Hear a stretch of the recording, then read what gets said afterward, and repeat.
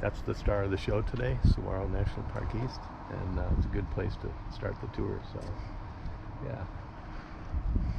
Here she is. All right.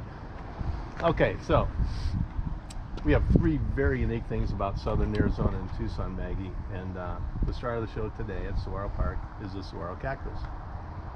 Now, early summer, we get our saguaro bloom on tops of their arms, the white flower.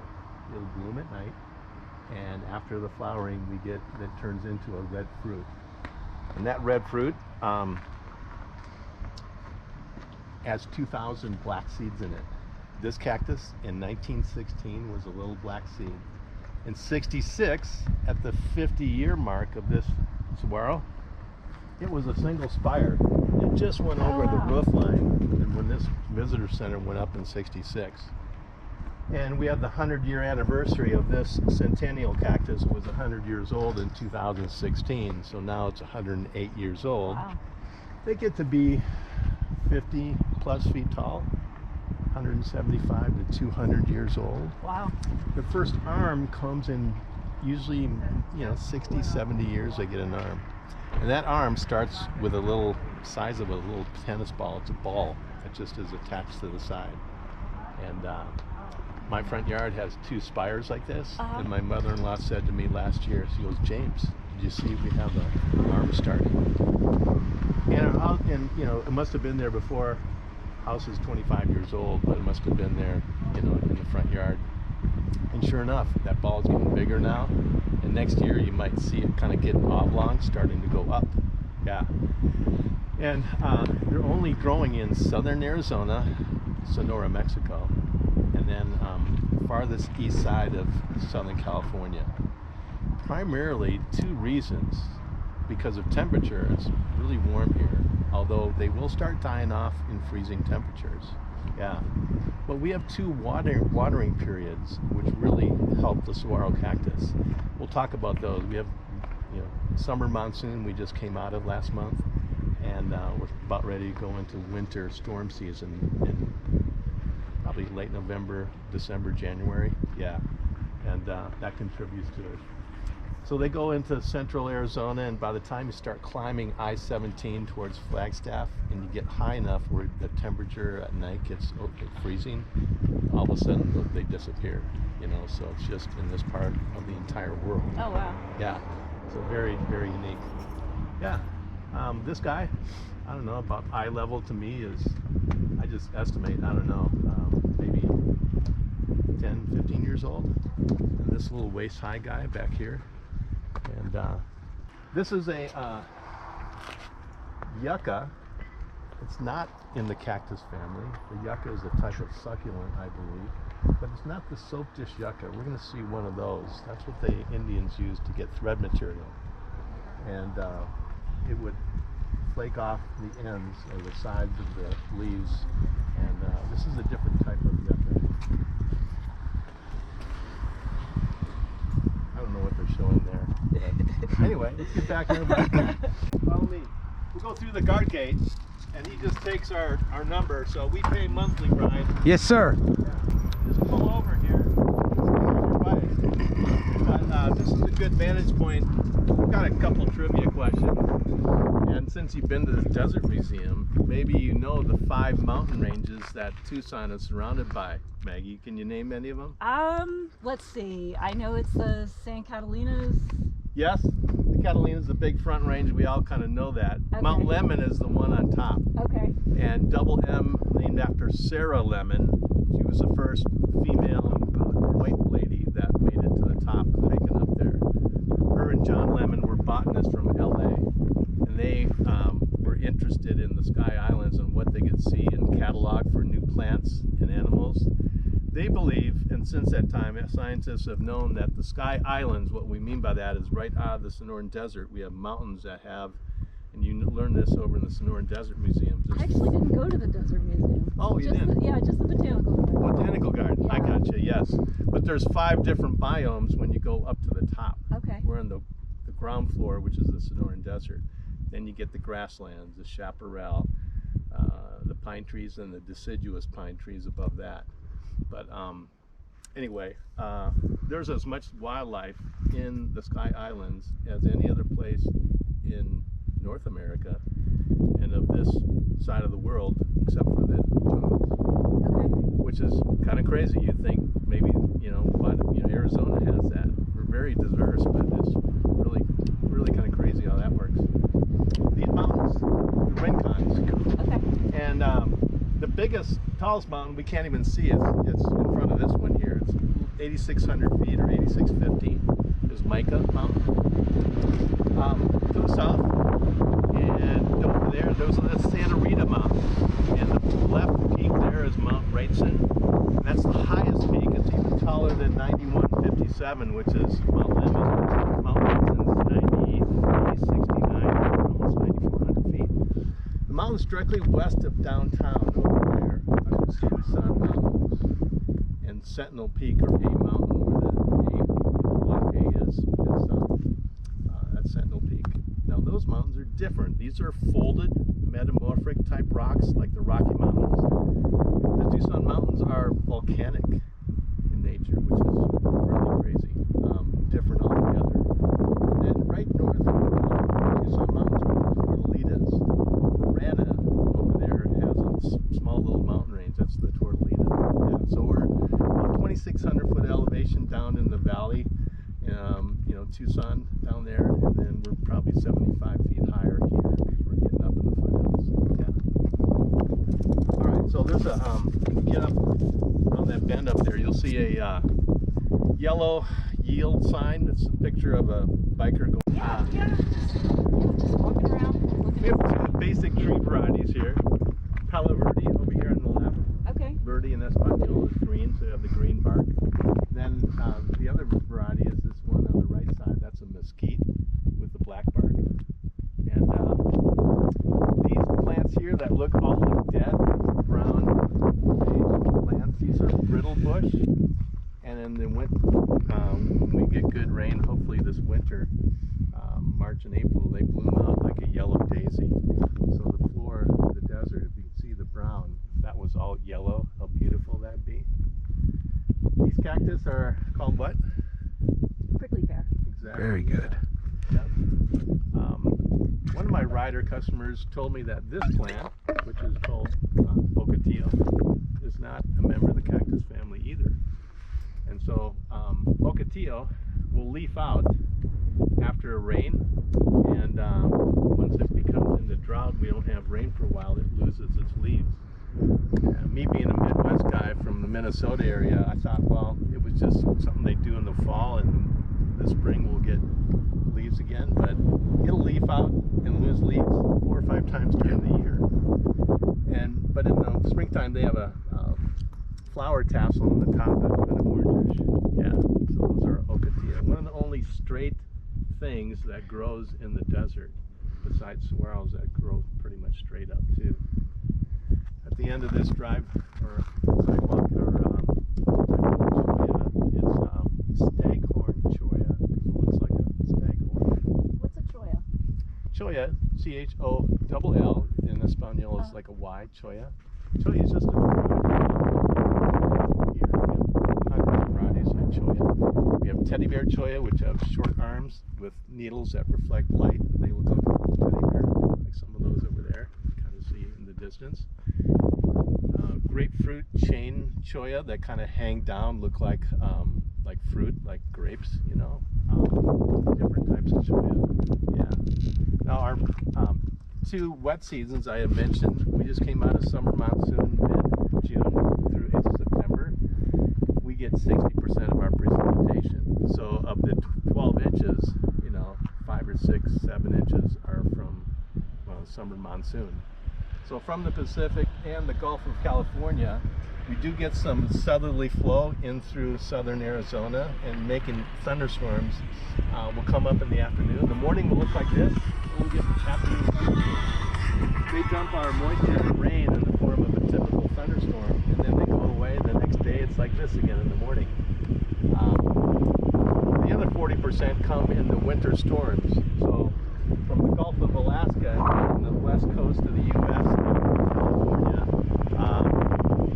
if it's raining in LA, the next day it's raining here typically. get overnight. We rarely get more than a day and a half of that type of storm. They come in and out, but the tops of the mountains up here will get snow on them. And sometimes they come about halfway down with the snow level, and every 4 or 5 years we get snow even here in the valley. So it'll stick for maybe a few hours and then go away. Yeah. The Mount Lemmon Highway, I mentioned the ride up. There's 2 ways to get up to the top of the mountain up there, and that's Mount Lemmon on top.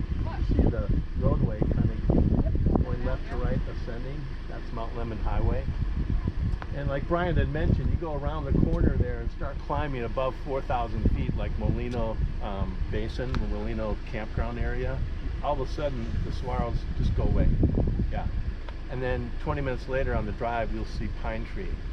Nowhere in the world do you have a stratum so close together from saguaros to pine trees than here. Okay. Now, some of the Phoenicians will try to brag and say, yeah, we'll just go up to Flagstaff on I-17. It's over a greater distance. You know, it does climb. Once you climb on the freeway out of Phoenix up towards northern Arizona, the pine trees start, as well. But yeah, very, very unique here in this part of Arizona. Yeah. And in the 30s, you can see how thick the forest was of the saguaro cactus. Oh, wow. And we already talked about one way the saguaros will die is if temperature. If it's freezing for longer than 24 hours, they will start to die off. And so back in February of 37, in the middle there, it talks about a really bad cold snap that they had. And based upon what they used to see in the cactus, they had thought, and this is in the early 80s, and they thought by the mid-90s there wouldn't be the young saguaros that would be started as new growth, and they were worried about that. But they are coming back, just like nature will correct itself. One of the reasons, there's a couple of reasons why saguaros, as we talked about, the elevation where they die off, and temperature is why they stick around. We have warm weather, but we have 2 watering periods that we mentioned: the winter monsoon, but also summer. As that germinated seed takes place, we have another watering time. So they have 2 different watering seasons for the saguaro cactus that helps them take off. But we also have what we call nurse trees, and this mesquite is a nurse tree to the young saguaro underneath it. So there's a number of things going on there, and the scientists are doing a little bit more study on this. But you don't have, animals and people trampling under a tree like that, but they have different soil, which is a little bit wetter around the trees here.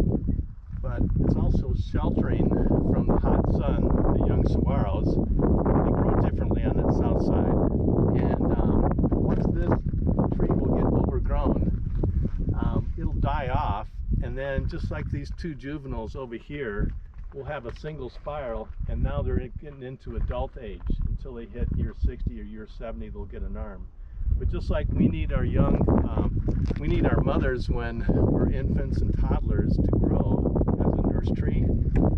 This is a nurse tree for the young saguaro. So while you're riding now on the rest of our route, take a look at a lot of where the new young saguaros are. They're underneath trees for that reason.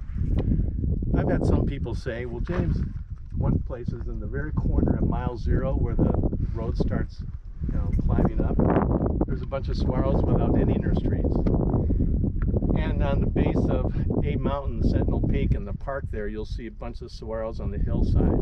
But they're protected also by the orographic face of what direction they're facing to. They're generally not a true south-facing slope that have a bunch of saguaros on them. So they'll be protected by, and that really intense sun is that south-facing side. Yeah. In fact, saguaros around this area of Arizona are all protected, even though everything's protected in the national park, of course. But if it's your land and you dig up a saguaro and pay the transportation cost to go across town to go into another private property piece of yours, you can do that. But you usually want to have a licensed landscaper because they orientate the cactus, and then they reorientate it to be the original direction when they plant it, because it is growing differently. if you did that yourself and you didn't mind the orientation, after a couple of years the saguaro will die and you won't know why. Okay. So there's a lot more to the saguaro than you think. Yeah. When you get it wet, pass it over to Brian. When the rain's here in the desert, he knows this smell. It's really pungent, very unique smell. Oh yeah. And if you grew up in Tucson or Phoenix and you went away to college and you came back for the holidays and it rained, the smell brings you right back. Mm-hmm. Do you know what this is? What? It's been fossilized all over the world. It's one of the oldest plants known to man. It'll be in Mongolia, China. But it has a coating on it of its leaves. This is a creosote plant. Okay. And the coating is protecting the plant from drought. Our early Indians, and still maybe even the two Indian tribes we have now, west and southwest of Phoenix or Tucson, we have the Tohono O'odham tribe and the Pascua Yaqui Indian tribe. They use this for a type of tea, and then for medicinal reasons, the saguaro or the creosote plant. Yeah. Look at this little fuzzy seed this time of year. The only time they look really good is they get a yellow flower for a couple, 3 weeks in the springtime. If you go between Phoenix and you go west to LA on I-10, you'll see these every 30, 40 feet, just absorbing all the moisture. Nothing in between them because they take all the moisture. Yeah. You corner it and get ornery with it, they're going to act out. And Brian, we probably get one time a year where we read in the paper or see an image of somebody coming into an emergency room or like a veterinarian to get a Gila monster off their leg. And they will not let go. Nope. And they've got venom, poison around their lips that will be going into your wound. Now, they will, and I learned this recently too, they are toxic to animals, of course, but small children, yes. Mm-hmm. I didn't think so until I heard just recently that it could. It's bacteria. The bacteria in them is what gets it, because they can eat anything. Yeah. And if you get that, once you get it off your leg, it will take a long time for that wound to heal with that poison that is on their lips. But they are not very active. They're underneath something or underground most times during the year.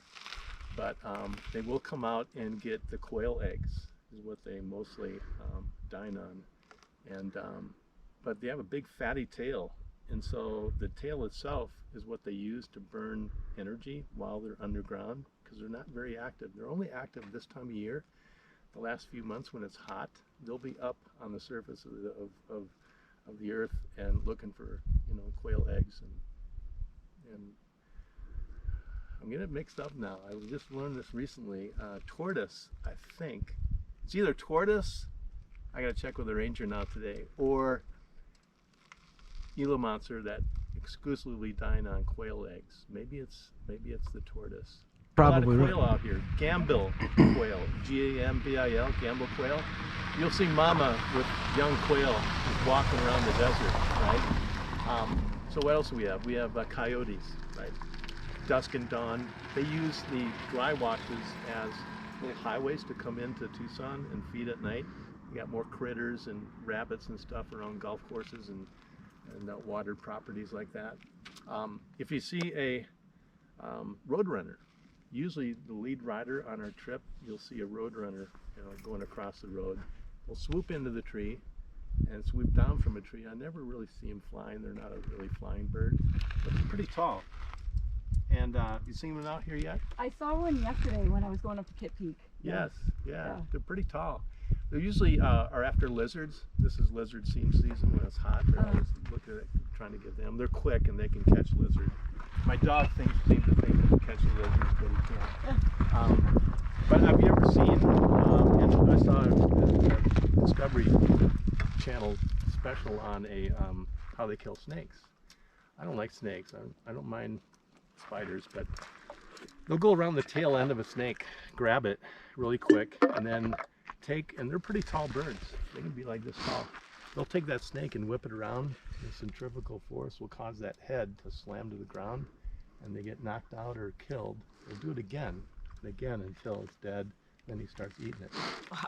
So I kind of like that. I don't like snakes. Yeah. But you know, we get snakes out here. If we see them on the road and they're stretched out like this, they're absorbing, you know, sunlight and heat. We can just go around them. Now, normally on the sides of the roads, they're coiled up and they're in their camouflage, and so I'm always a little bit leery of where I put my foot down.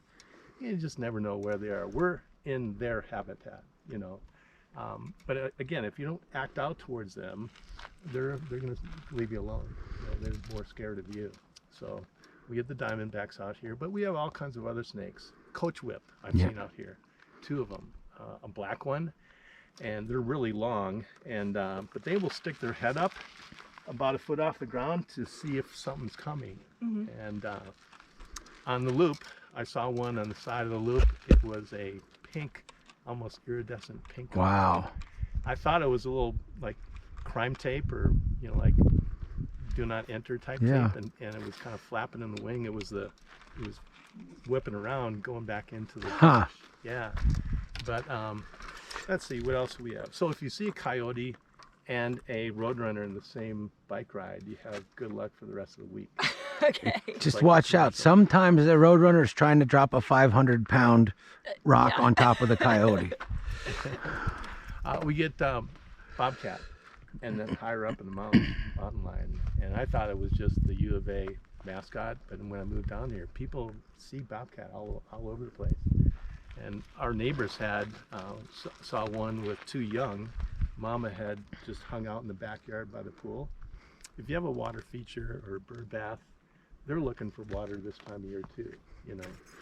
And then she'll take her young and just move on. But of course, if you have a dog in the backyard like ours, you're not going to have that kind of thing go on. But they will stand their ground too. I've had friends of mine see one on the loop right over one of the bridges, and just standing there, and as they went towards it, it didn't move. Yeah. And the back rider kind of ran into the back tire of the first rider, and then eventually, you know, it did move off. But they like to stand their ground and just freeze, you know.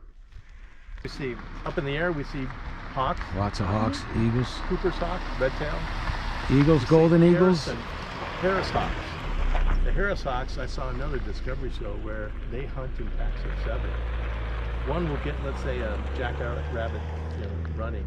The other one will get it running again, and the other one will turn it until the 7th one will get it so tired it pounces on and kills it.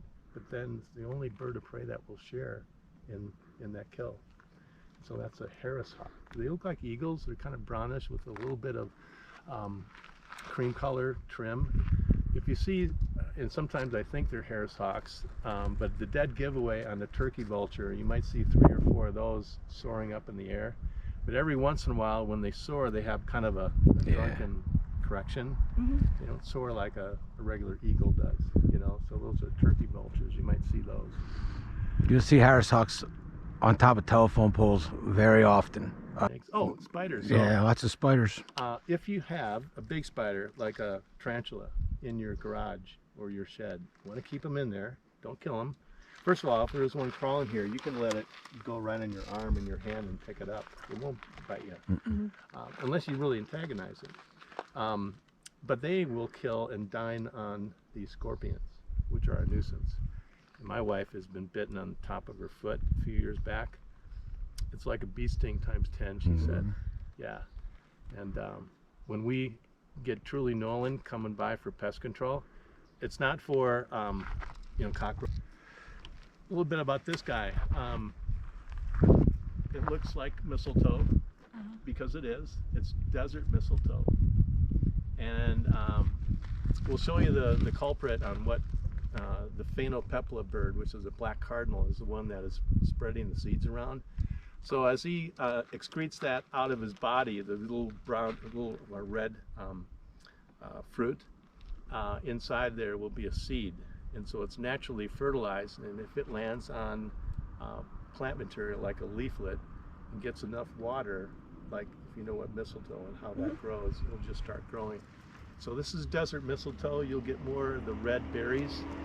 We just don't want us to have our bikes in the ecology trail. I'll watch the bikes and I'll have Brian take you through here. You go in here and you pop out there. Just 6-7 minutes, and I'll have Brian show you a few things that are a little different in there. Okay. Going in on the left side, there's barrel cactus. He'll show you the fishhook barrel cactus. Probably as it curves around to the right, you want to show her the soap dish yucca. Okay. On the left side, you'll see that. And then the phainopepla bird, the black cardinal, the placard, he'll show you that. And that's the one that is eating the mistletoe, desert mistletoe fruit, and spreading the seeds around all the desert. And the ruins now. So it's a national park. Everything's protected, and they want everyone on pathways. They don't want you taking anything out of the desert. And then the other 85% of the park really is just wilderness, not affected by man at all. So if we were able to keep going like Dawn wanted to, sorry, about a half mile or so, there's a little loop, little hike loop. It's the lime kilns. And so when early days Tucson had Pueblo homes that were made out of mud, 2 to 3 foot thick walls of mud, flat roofs of course, they discovered, and this is white man coming across into this area, homesteading in the 1870s. The railroad came through here, went west right through Tucson. And the cavalry was out here as well, protecting the building of the railroad from Indians and all that. But anyway, white man found that if you heat up limestone really hot, like in a kiln, a byproduct is lime. And they use lime to make mortar, to harden cement for mortar. And many brick homes are made with lime from lime kilns, such as these, down about a half mile. And so I've got a couple questions, see how sharp you guys are. I know it's birthday today, so you're just relaxing, but maybe you know the answer to this. What do you think they used to heat up the kilns? The Fire sun? them up. The sun? Hmm? The sun? No? You need it really hot. You need a fire. Well, I'm going to say What do fire. you burn out here? Mesquite. Mesquite. That's it. Yeah, you can also burn Palo Verde. That burns. Mesquite's kind of a hardwood, so it burns hot. Chefs like it because of that. Plus, it has a really nice smoky smell. Yeah. So what white man did was they just were lazy, of course. As settlers came out here, they just hauled trees to the kilns. The follow-up question, and I want to know why. What do you think happened to a generation of saguaros? They died because they didn't have nursery. Exactly. I was listening. Very good, Dawn. Yeah. So, much like what we do as just people coming into a very delicate ecosystem, if you just don't do things in moderation like the Indians do, they respect the land. They may not know why scientifically, if they just take everything all at once, what might happen, but that's an example of what does happen if you just take everything all at once. So for a generation, there wasn't very many young saguaros in this area. In fact, in the visitor center, I like to go in there every once in a while and read a bunch of stuff. I read a note that one of the boys in the 19-teens, his job was to take a horse-drawn carriage to pick up trees and also limestone in the carriage to bring him to the lime kilns. That was his job. He brought him to his grandfather, dad, uncles, whatever, mining the lime kilns. Yeah. So, and they're pretty intact. And I've taken that walk before, and you just go off the trail and you can see looks like an old kiln, like a firing kiln for pottery, but a big one, like this big around or more. Yeah. Over here you see laying in the middle of that mesquite tree the cactus ribs from a saguaro. They're made out of wood, and just like the skeleton of our body, we couldn't stand erect unless we had a skeleton that was really strong underneath us. But just like a saguaro, they can grow to be 40, 50 foot tall or more because of the cactus ribbing that runs all the way through it. And there's another one right there. It's hard to see looking into the sun here, but that's all made out of wood. So there's only really two things that are really straight out here in the desert. Cactus ribs. And we already talked about the other plant that's straight, straightish. The ocotillo. Yeah. So many ranchers use cactus ribbing and ocotillo fence material. That's correct. Now, if it's a new fence and lasts it gets wet, leaf out with leaves. Oh wow. Anyway, but there's nothing else straight out here except cactus ribs and ocotillo. Yeah. So I would imagine that this is the original nursery for these 3 saguaros. They're adults by now, but it's probably taken so long for it to rot. I'm thinking it was probably a mesquite with all the bark all shaved off of it. It looks more like mesquite than Palo Verde to me. Yeah. And so last year, my mother-in-law, she lives with us. We have 2 spires of saguaros in our front yard. Now, saguaros are protected. You can't just dig them up in the BLM land. Oh, this is a hedgehog. It's a little guy. These will get really bright magenta, purplish flowers, and it's hard to see them when they're so small. But to be a licensed landscaper because they are orientating and marking that cactus. So when they plant it and move it, put it in the ground at the new place, it's orientated properly to the direction it was growing. Really? Because if you just did it yourself and you didn't really understand how you mark the cactus, it may die after a couple of years and you don't know why. So It's growing. It's growing differently in that south side. And it senses that. Yeah. So you really have to know what you're doing when you're handling cactus. You know. And if you have a appraisal in your house, it's a $2,000 plus up for every saguaro you have in your house. The word riparian means near water. Okay. So what we can see up on the hill, up there, some people think it's flowing the light the way it is sometimes. It looks like it's flowing even now, but after we get precipitation or snow that melts, it doesn't take very long for the desert to drain, but we get little creeks and swimming holes and so forth. But what happens is the wildlife in this area is different. It's a riparian type of wildlife. We can get frogs coming up out of the mud. 3 weeks ago we saw tortoise. For the first time in the 6 years we've done this tour, I saw tortoise on 2 different rides right in a row. And just down there, past the car, this tortoise he's about this big, shell, trying to get over the curb, and he couldn't make it, so we kind of helped him a little bit. And then just down, tortoise right in the middle of the road, so we made sure that he made it across the road without a car hitting him. But so the wildlife and also the plant life is different when you have more water, more plentiful water that flows once in a while. And it's amazing. And the desert will grow once you add water to it. So this is a riparian area that we can see just looking out at this overlook. Good picture, if you want me to frame me up, is this direction. The saguaros on one side, and I'm going to take a good picture. So, what else is going on? This placard down here talks about the Gila woodpecker, and so they show him there making the bird nest in the saguaro. So the saguaro scars over and is okay with getting bird nest and so forth inside the cactus. It's natural for them to do that. They get this scarring will take place. Imagine how many different families of birds, if you have a 175-year-old saguaro, how many families of birds have used that as a condominium, let's say. In the summertime, it'll be 20 degrees cooler inside that nest, and then when we get cold weather here, we get down rain and so forth. So inside the saguaro, it's also see on the side. It's the one on the side. Yeah. It's pretty big. So the other birds that we get, this is Gila woodpecker. This is a cactus wren. That's our state bird, and we have a gilded flicker here.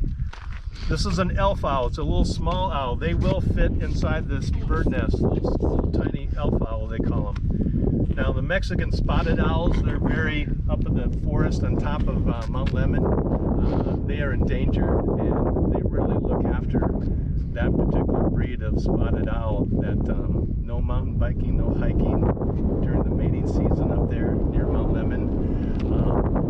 Anyway, there's another bird here. Maybe you've heard them. I hear more in the morning than this is our first afternoon tour for a while, but in the meantime, you always hear two chirps. Like that's the curve-billed thrasher. They're also building nests inside the saguaro. In the visitor center, you'll see a couple of examples of what a saguaro boot looks like. What it is the remnants of inside the ribbing of a cactus. There's the inside area of the nest itself.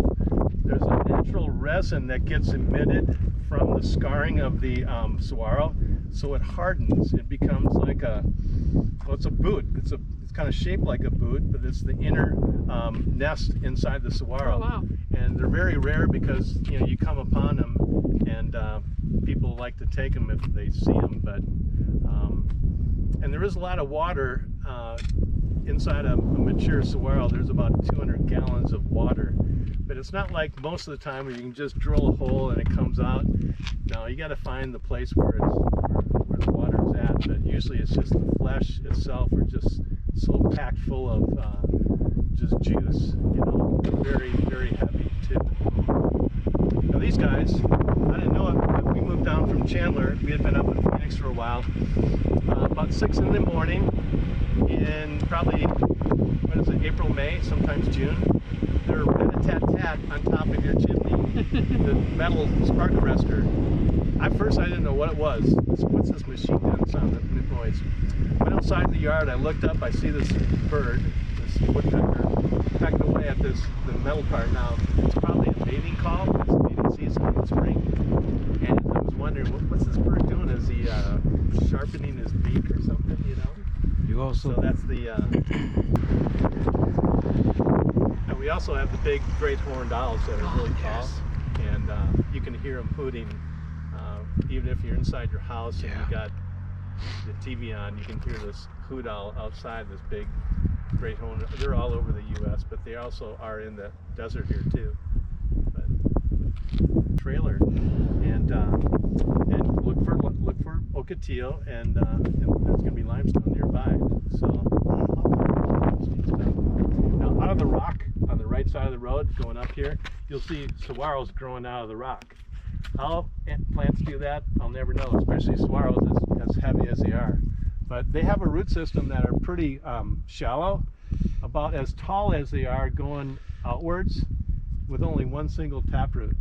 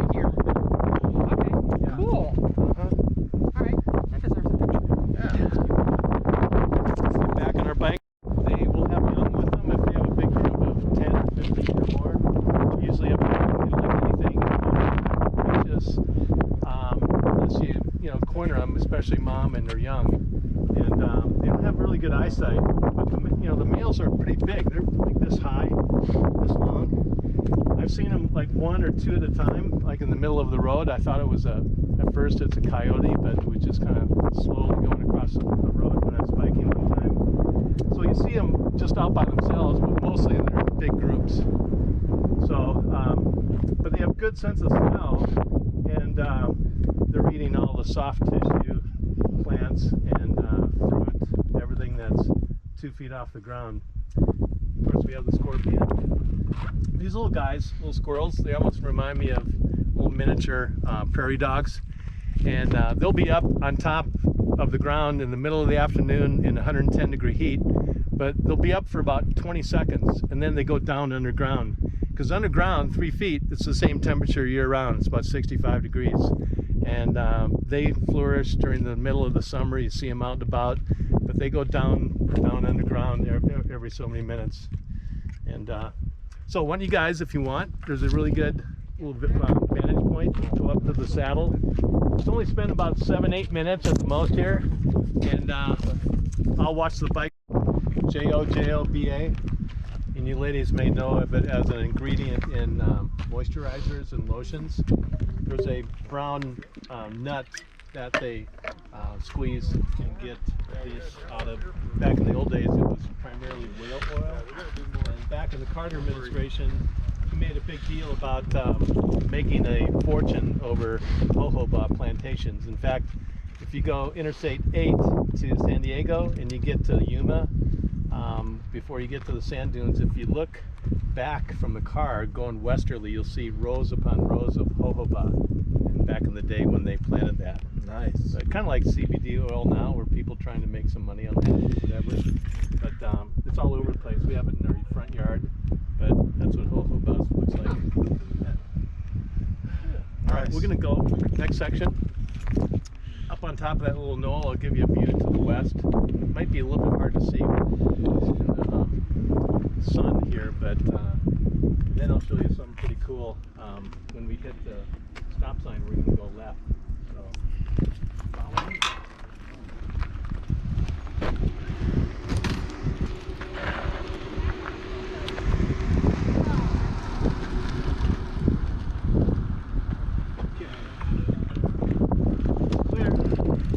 Not that I'm huffing or puffing about. How many? This is an 8-mile loop. Yeah, How we many got miles are we in about a already? mile and a half to go. Okay. Not like I'm ready to give up or anything. I'm just curious. I did not. My tours are actually running late. I'm still on tour.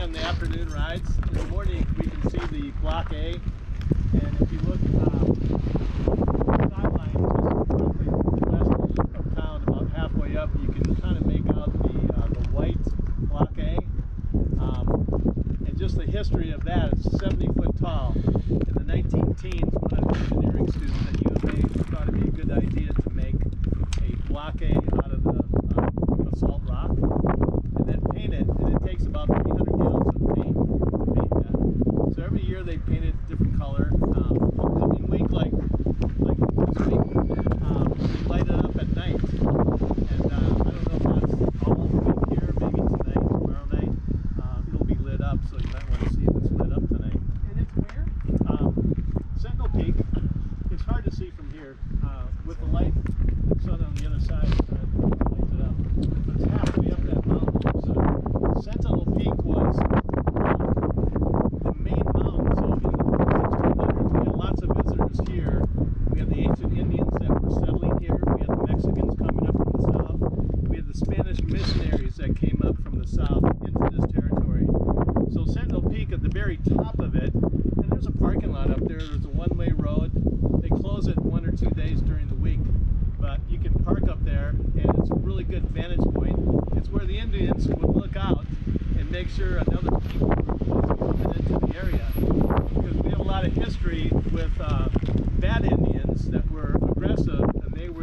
Apaches to the north and east, New Mexico, Colorado. The Apaches would come out of the Catalinas and they would raid the good Indians, the agrarian farming Indians. And at the time, the cavalry, the U.S. cavalry, was protecting the West, and people had homesteads and so forth. Primarily, it was the railroad, okay, that was taken over for. That was the Iron Horse, right? No more stagecoach rides anymore. The Iron Horse was much more effective as a train. They were protected against the bad Indians. They would regress into the mountains. They'd raid the Tucson area and then take all of their plunder up into the mountains, and they knew the mountains really, really well. Geronimo was the Apache Indian that was a big leader of that group back in the day. So a lot of history here. It's just hard to see Sentinel Peak from here with afternoon. We'll keep going.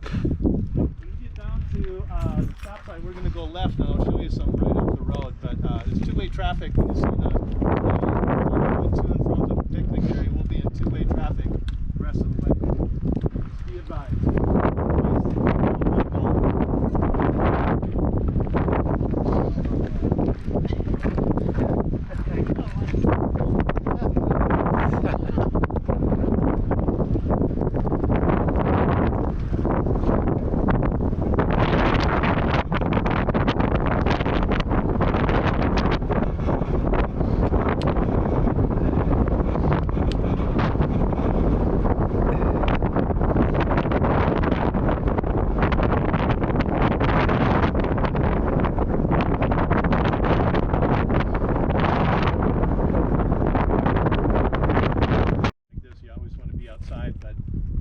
Space Museum is a section of Davis Mountain Air Force Base.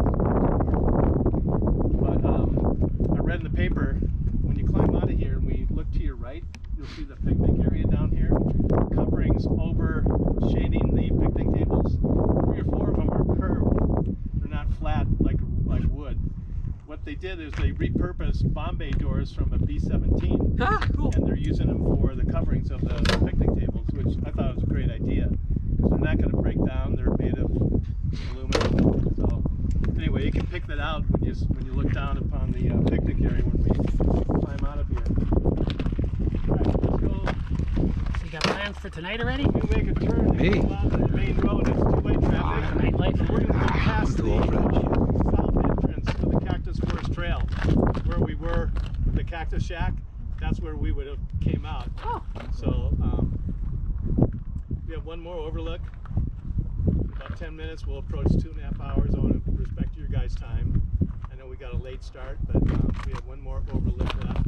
Black Rock Mountain, and that is Sentinel Peak because of the basalt. That's a volcanic mountain range, the Tucson Mountains. The Indian word for that is Shuk Shung. If you told someone you lived in Shuk Shung, that was eventually became Tucson. That's the story behind Tucson. So it's real.